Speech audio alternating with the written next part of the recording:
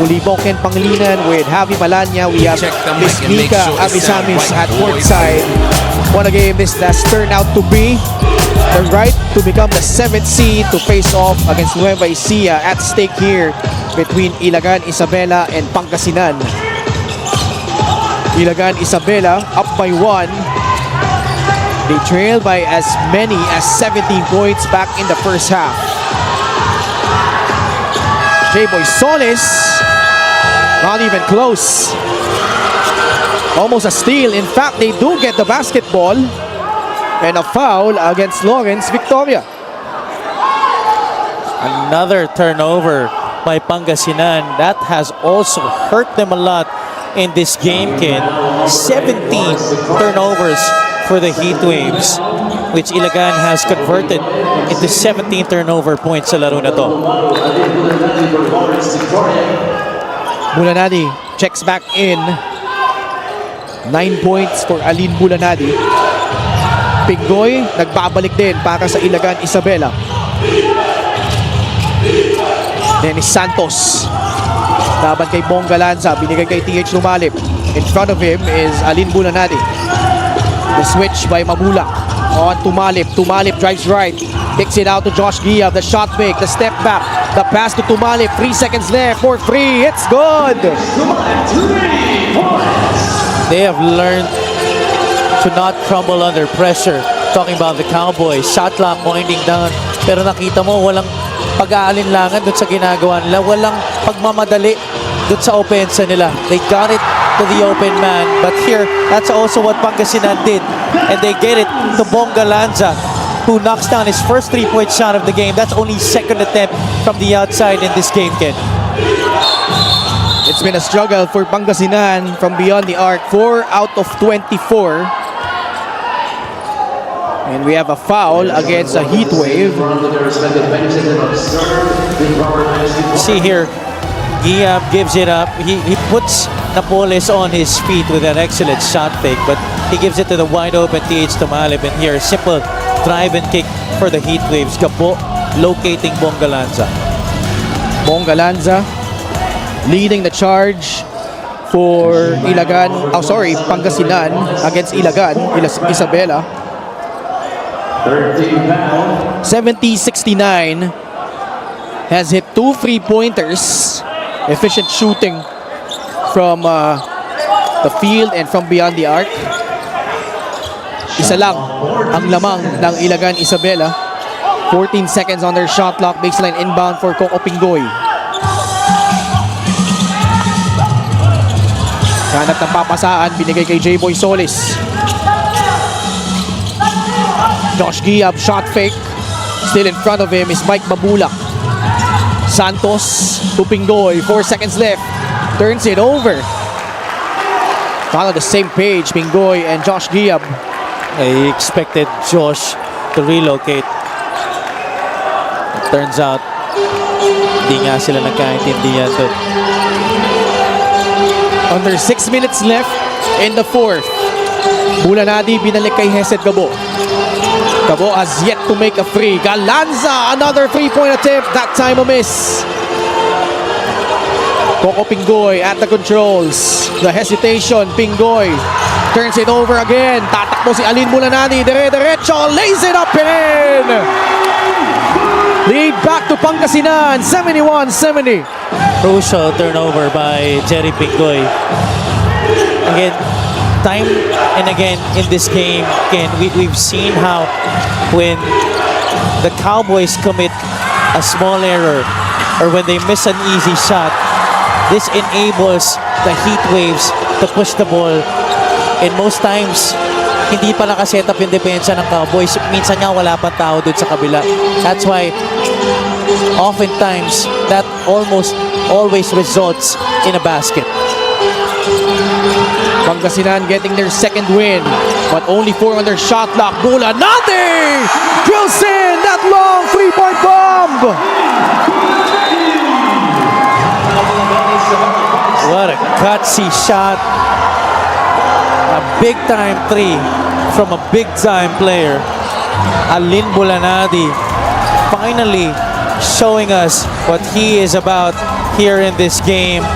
Fourth quarter production, 5 points on layup, and then this booming triple from way downtown. That was almost near the logo. 8-0 run by Pangasinan. Ilagan Isabela forced into a timeout. Two former teammates duking it out, but Alin Bulanadi getting the better of AJ Miranda so far. Although Miranda only 5 shot attempts from the field, 6 points. Bulanadi with 14, including 5 in the last stretch to give the Heatwaves a 4-point cushion. Nag-aawakan si Gabo at si Miranda. Foul number 7 is at the ball. Yes, Gabo whistled for that foul, his third. Foul for Pangasinan. Oh man, what a game. 4 ang lamang. So a big lineup for Ilagan Isabela with Miranda playing the point. Solis. Nahanap si Art de la Cruz. Back to J-Boy. He will draw closer. Solis. Another foul against Pangasinan. 2 free throws coming up for J-Boy. Holding foul on number 28. Mabulak whistle for that foul. Dyan madalas madali ang Pangasinan defense sa laro na to. When Art gets it in the middle, no matter what he does, the defensive attention will be on him. When the double comes, he will kick it out to an open shooter. This time it was Solis who did not settle for a jumper. Instead, he put the ball on the deck and attacked. J-Boy Solis hitting big free throws. And how about Coach Louis Gonzalez inserting J.R. Olegario, who has not played a single second until now. Wow, that's a very interesting development here. We'll find out what he's made of. Talking about J.R. Olegario. Mabulak forcing it up, got rejected by J-Boy Solis. Miranda in transition, sidestep, stumbling down but still managing to lay it up and in. Somehow, some way, I thought he was gonna fall off that baseline, but managed to get enough control on that shot to get it inside. Tabla na naman, 74 apiece. Napoles misfires from the outside. He cuts. Nice pass from Mabulak. And Jory Napoles lays it in. Would have been a possession already secured for the Cowboys, pero dumula sa kamay ni J.R. Olegario yung bola. 76-74. Under foul. Both teams in penalty. I don't think that was supposed to be a foul. I think J-Boy Solis sold that really well. Mabulak will foul out. So an early exit for Michael Mabulak. In comes JP Maguliano. So again, for the second straight game, Coach Gerson choosing JP Maguliano over Vic Manuel to close out the fourth quarter. J-Boy knocks down the first free throw. You could tell J-Boy is also enjoying this moment. He's loving the pressure. Yeah. He's relishing the crowd booing him. Yeah, he misses the second free throw, however. 76-75. Gabo sa bandang kanan. Binabantayan ni AJ Miranda. The switch. Art de la Cruz in front of him. Still in the zone. Itong Ilagan. Pass outside. Bulanadi. Catch and shoot free. Off to the left. J-Boy Solis the rebound. Chance to take the lead once more. Olegario. The pass to Dennis Santos. De la Cruz. One-on-one against JP Maguliano. Art. Series of moves. J-Boy. Too strong. Wow, a foul against Olegario. Wala nang challenge ang Ilagan Isabela. After battling with Galanza on that rebound, rather. So Galanza heading to the line for 2 free throws. It was a landing spot foul against J.R. Olegario. He did not allow Galanza enough room to land after jumping for the rebound. Galanza, big miss from the line. 17 markers. Coach Gerson on the edge. Again, they just want to get back or get into the playoffs after missing out last season. 77-75. Under 3 minutes left in the fourth period. Art De La Cruz. The pass to J-Boy Solis. Solis will take his time. Binigay muna kay AJ Miranda. 7 seconds left sa kailang shot clock. Miranda can't shake off Jory Napoles. Settles for a mid-range jumper. Won't go. Excellent defense by Pangasinan up to the last moment. That was a difficult shot attempted there by AJ Miranda. But all is not lost for the Cowboys in this game. Still a lot of time to play. Napoles attacks the defense of J-Boy Solis and he scores. Miranda quickly on the other side. Wild shot. No whistle. But Olegario comes away with a steal and backs it in. The lead is down to 2. Lucky sequence right there. Credit J.R. Olegario for getting in between that pass and getting a shot off. That was a difficult look off the glass para kay J.R. Olegario. Did not even see action in the first 3 quarters. Inserted here late in the fourth. Napoles will travel. Good stop by Ilagan Isabela. Back in the game. Jack Santos. This was the move by Napoles against J-Boy Solis. Went in for that jump stop to establish himself, but look at the quick cat in the backcourt, J.R. Olegario. What a big play for the Cowboys. De La Cruz for the lead. It's good! The Cowboys up 80-79. This fourth quarter, it has been a crazy exchange between these two teams, Ken. Napoles tries to answer it short. Tumalik with a rebound. A minute and 12 left in the fourth. De La Cruz with 21 points. Olegario binigay kay TH Tumalip. 10 seconds left on their shot clock. Art puts it up, no foul. Off to the left. Offensive rebound by J-Boy Solis. Both teams in penalty. 9 seconds left. Tumalip. J-Boy Solis to Art De La Cruz. Ball stolen away by Pangasinan. Numbers here for the Heat Waves. Napoles got blocked. Maguliano there for the stick back. That is why it is so important to get back down on defense. Never give up on a play. You already forced a miss, but nobody really there to color the rebound for the Cowboys. 33 seconds remaining. Olegario for 3. No! That's definitely off, JP. It will stay with the Cowboys. Defensive for offensive substitution here for Coach Gerson. See here, this was the shot by Olegario. Clearly off the head of JP Maguliano there. That's going to stay with Ilagan. This is just a one-point game. Baseline inbound for AJ Miranda. Solis to Olegario, who tries another 3.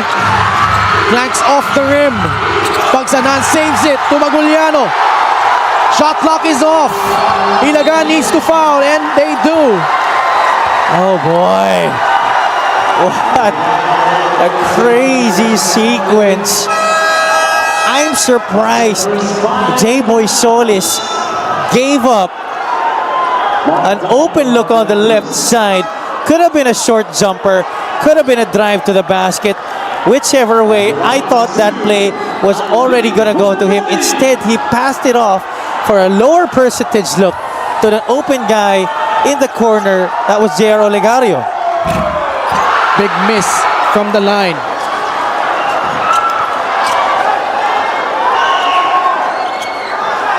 Bulanadi, just a 59.1% shooter from the line this season.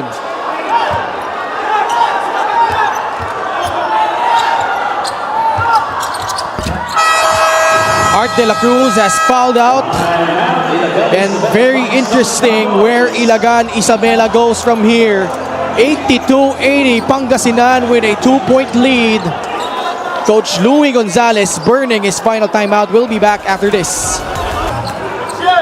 So they're just sorting out the clock.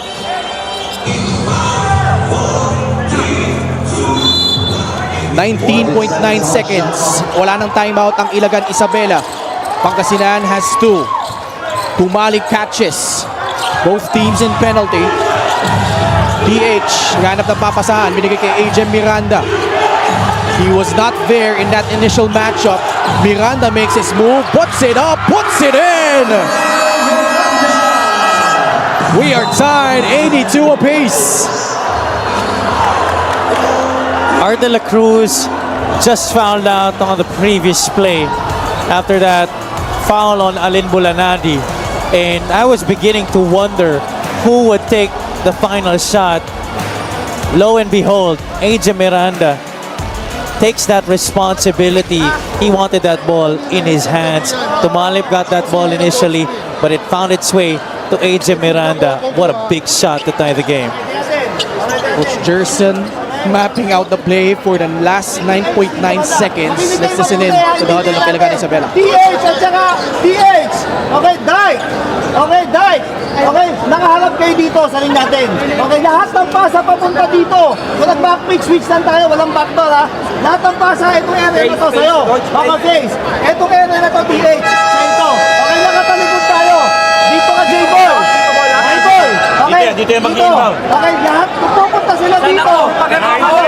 Ikaw yan. Okay, ikaw to ano?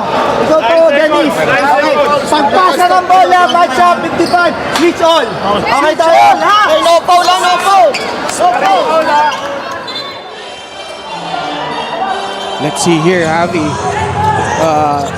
From the tail end of that huddle, ang switch all screens yung gusto nilang gawin. Although Coach Gerson is expecting that, let's see what he counters with here. Bongalanza will trigger it in. Napoles catches against Dennis Santos. 7 seconds remaining. Gabo with 5 against AJ Miranda. Gabo will make his move. Will put it up. It's short. And we are going into overtime. Sa liga ng bawat Pilipino, then you're watching it right now. Pangasinan led by as much as 17 points in this game, Ken. The Cowboys, they've led also in this game here in the fourth quarter by as much as 8 points. Pangasinan with a chance to win this game, but they fell short once again. We're going into overtime. Ladies and gentlemen, this is what the play-in tournament is all about. It's a rainy night here in Rosales, Pangasinan, but we will have to extend our stay 5 more minutes between Ilagan Isabela and Pangasinan. Well, you know how they say it, Ken, when it rains, usually signals blessings coming our way.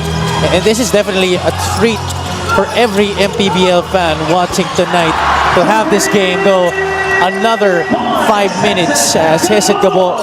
9 points, 5 rebounds, and 9 assists for Hesed Gabo. Mark Dyke posting up Harvey Pagsanhan. Dyke got blocked by Alin Bulanadi. Medyo nang gigil sa doon. Talking about Mark Dyke, Harvey Pagsanhan put up a really good fight on the block. Bulanadi's jumper won't work. A foul against Pangasinan. Both teams over the limit. And the penalty situation carries over to extra period. Those of you who are not familiar with the rules, So when you're already in the penalty in the fourth quarter, pag umabot ng overtime, carry over yan. Line for two, Jerry Boy And Solis. Coach Gerson doing this without Vic Manuel on the floor. Mike Mabulak has fouled out. On the other side, Art De La Cruz also fouling out for the Ilagan Isabela 5-star Cowboys. Coach Louie Gonzalez coaching this newest team in the MPBL and would like nothing more than get into the playoffs. But two big misses from the line. Bonga Lanza has had the shooting touch all night long. Knocks down another three for a total of 21 points. Imagine to play this way after not suiting up in your last game. What a way to bounce back para kay Bonga Lanza. Dennis Santos lays it in. Naibaba nila sa 4 ng lamang. Santos with 7 points. Vincent Cabo. Ilagan Isabela still sticking to this 2-3 zone. Air ball from 3 from Alin Bulanadi. Susugod si AJ Miranda. Puts it up and another basket for AJ Miranda. He's just so good in trying to squeak his way past small gaps. Even if the situation looks impossible for you to make a shot against, AJ Miranda just finds a way. Mabasa 2 lamang. Supalpal inabot ni Gabo kay Mark Dyke. Pero nandoon para linisin yung kanyang mintes si JP Maguliano. Yung Maguliano has found himself in the right spots multiple times in this game. Bumabagsak na lang yung bola dun sa kamay niya. He's always ready to put it back inside. Poor spacing here for Ilagan. They go to Mark Dyke. 5 seconds on the shot clock. Tumalip, fakes, he drives. He puts it up. It will bounce out. Miranda with the effort. No, wait. It's a shot clock violation. They will review it. Review on the last 10. I thought it was close, Javi. It was definitely close. Let's see.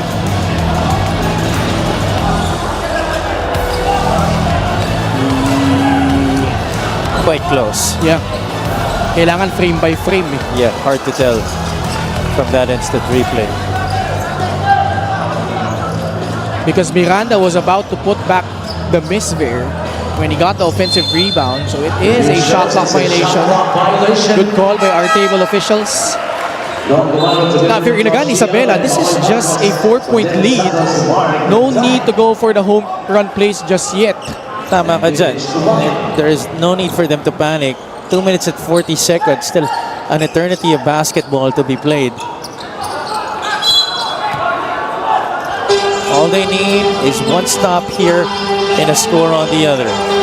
Capo, Galanza, Bulanadi, Maguliano, and Napoles ang pinilit ni Coach Gerson dito sa overtime period.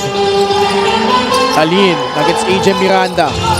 9 seconds on the shot clock. Galanza balik kay Alin Bulanadi.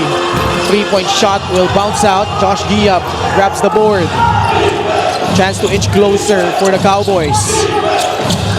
Miranda to Bacoy Marcos. Pass to J-Boy Solis. Now it's with Miranda. 10 seconds left on their shot clock. The switch by Maguliano on Miranda. Cross over the attack. Able to draw a foul. Miranda will go to the line for 2 shots. Holding ground on number Crucial free throws coming up para kay AJ Miranda. Miranda tonight 1 out of 2 from the line. Prior to this one, shooting only 51.1%. These are 2 big free throws on the road. A big miss. Free throws also have been a problem for Ilagan Isabela. 11 out of 19. Both teams actually shooting below par from the free throw line in this game. Wow, 4 misses from the Cowboys from the line in overtime. Had they hit all of those, we should be tied, but instead they're behind by 4. Gabo hit a big 3 earlier. Laban kay AJ Miranda. Shot clock winding down. 6 seconds left. Gabo. Long 3-point shot. Oh my goodness! Hesed Gabo drills in that 3. Walang kabagabag, walang kakabakaba. He read the situation very well. All options denied, had no other recourse but to take the shot himself with a shot clock winding down, even if he was drained that shot calmly. Makoy. Okay. Don. Okay.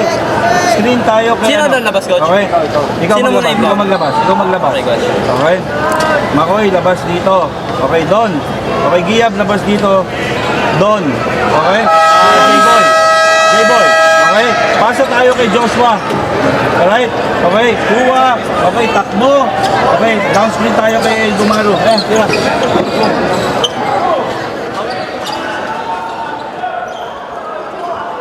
Hesed Gabo, 12 points, 6 rebounds, 9 assists. Missing his first 4 attempts from beyond the arc, but hitting 2 booming triples here in overtime. The lead is now up to 7, 93-86. AJ Miranda, the pass to Don Gumaru. Well executed play off a timeout as he banks in that 3. That was the shot they wanted.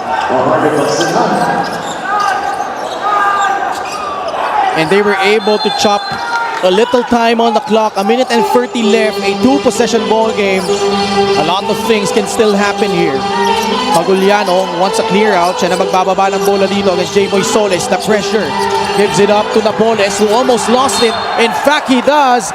Turnover forced by the Cowboys. That was off his foot, but they can review it. Pwede. We'll let it review the last out of bounds play. Let's see. A good job there by AJ Miranda to try and disrupt the movement of Torre Napoles. After that quick review, it is going to be Ilagan basketball. Jory Napoles and Bonga Lanza leading their team in scoring, but it's been Hesed Gabo coming up clutch. 6 of his 12 points coming here in overtime. But Ilagan Isabela with a fighting chance. Basket here will make this a 1-possession ball game. Miranda with 10 on their shot clock, guarded by Jory Napoles. 6 seconds. Miranda, the cross, the drive, rejected and sent back to the friend zone by Jory Napoles. That is lockdown defense at its finest para kay Jory Napoles. 2 segundo na lang in this possession for Ilagan Isabela. Miranda, baseline inbound, ball tap. Oh, they will reset the shot clock. A lucky break for the Cowboys. Yeah, it was off the foot of one heat wave. I think off the inbounder, the guy guarding the inbounder, which was Harvey Pagsanhan. Fresh 14 for the Cowboys. Gumaru binigay kay Josh Giap. Makoy Marcos. Entry pass to J-Boy Soles. Balik kay Makoy. 5 segundo sa kanilang shot clock. Step back 3 from Makoy Marcos. It will bounce out. And sorry, miss from Makoy. Had a good line. That was a judgment call coming from Marcos. He had the option to pass it off to the right side where Gomaru was waiting in the wing. But he decided that he was going to take the shot himself. No need to foul if you're the Cowboys. Miranda tightly guarding Lawrence Victoria. Ooh, not a good foul. Victoria was having trouble shaking off AJ Miranda. Much to the exasperation of Coach Louis Gonzalez. Both teams though struggling from the line. it will continue with Victoria missing the front end of his free throws. But no matter what happens with his second free throw, Ajam should not put himself in that kind of position, especially with this kind of situation. 94-89. Wala na si Art de la Cruz. Wala na ring timeout. Ang Ilagan Isabela 5-star Cowboys. Victoria 5 points but does have 8 rebounds and 6 assists. Kumaru at Sachs. Oh, too strong. Was right there at the cup. Excellent defense played there by Kesit Gabo to make that shot difficult for Don Gumaru. Hard foul given up by Don Gumaru. It will send Bonga Lanza at the line to make this a 3-possession ball game with 24 seconds left in overtime. And I think Bonga Lanza might be cramping up here. He has played an incredible ball game tonight. 21 points in over 27 minutes. Galanza hits the free throw. Well above his averages in this game. Galanza not even averaging 10 points per game this season. 7-point lead. Giab gives it up to Gumaru. Not a lot of time for Ilagan Isabela. Somebody's got to take the shot. They need to make up for 3 possessions. Miranda drives. And more free throws coming for the Cowboys. Those 4 misses from the line have been costly here in overtime, Javi. And that's why coaches always tell you that free throw shooting is as important as any other aspect in the game. And in close games, it might even be the most important, because sometimes that just sets you apart from winning a game and losing a game. Galanza, like you said, cramping up. That right leg doesn't look good at all. Parang tigas na ng calf muscle niya. Bumigay na. Paninigo ko si Coach Gerson dito using his timeout here in overtime. 15.8 seconds left. A 5-point lead for the Pangasinan Heatwaves. We'll be right back. Again, magpapatuloy ang ating play-in tournament this time in the South Division. Magkatunggali ang Davao Occidental and Cebu, 10th and 9th seed, and then Zamboanga giving up hosting rights to Mindoro. So they will battle the Tamaraws in Pola Gymnasium at Pola Oriental Mindoro. 4 p.m. yung Davao at Cebu, 6 p.m. naman ang Zamboanga at Mindoro. And Javi, we've been a long advocate of this play-in tournament, and so far it has produced really nice results, especially this game between Ilagan Isabela and Pangasinan. And this is only the North Division. We still have the South, just like we showed earlier on screen. Those are a nice set of games to watch out for. Those are 2 former teammates, TH Tumalip and Jory Naboles for TIP under Coach Batit. And sila'y magkatunggali ngayon, but looks like Pangasinan 5 points ahead. They're trying to close it out here in Rosales. A nice way to end their homestand here. We've been here 2 times in the last 3 days. Tinalo sila ng Caloocan last Tuesday. Imagine less than a 48-hour turnaround, Javi. They had to regroup. And there were tense moments here, Javi. Ilagan Isabela, despite being behind by 17 in the first half, clawed their way back. In fact, took the lead in the 4th quarter. But Pangasinan holding tough, especially late in the 4th, and finished the job in overtime. Although still, meron pang oras dito. Hindi pa rin safe itong Pangasinan. Alright, we'll pause for a break. We'll be back after this. That's about 14 seconds. Commissioner Kenneth Durendes with Rudy Strito and Emer Oreta enjoying this game between Ilagan, Isabela, and Pangasinan. Tumalip giving up the foul. Foul number 46, Sumali penalty, second. Magkakaibigan naman to lahat eh. Sinasabi ko sa inyo, magkakampihan dalawang yan dati. Pero wala munang kaibigan dito, sabi ni Jory. Hindi nagustuhan ni Jory yung parang pinaahan ni TH habang nakabagsak si... What's that? Victoria or Gabo? Gabo, that was Gabo.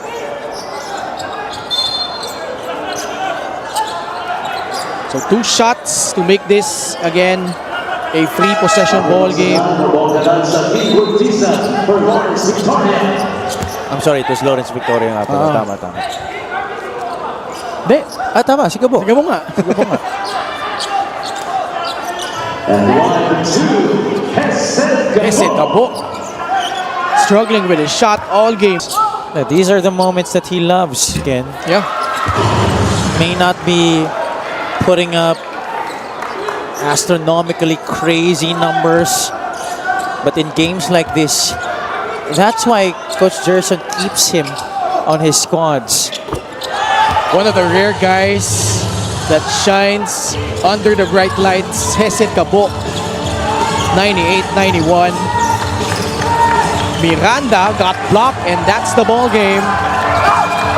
Lucky for Ilagan Isabela, they will live to fight another day, but that's gonna be a knockout match going up against the surging One Bataan Risers. Maraming salamat. Congratulations, Hesed. You have always been that clutch guy for Coach Gerson. But in my opinion, this has got to be one of the best games. You have represented him.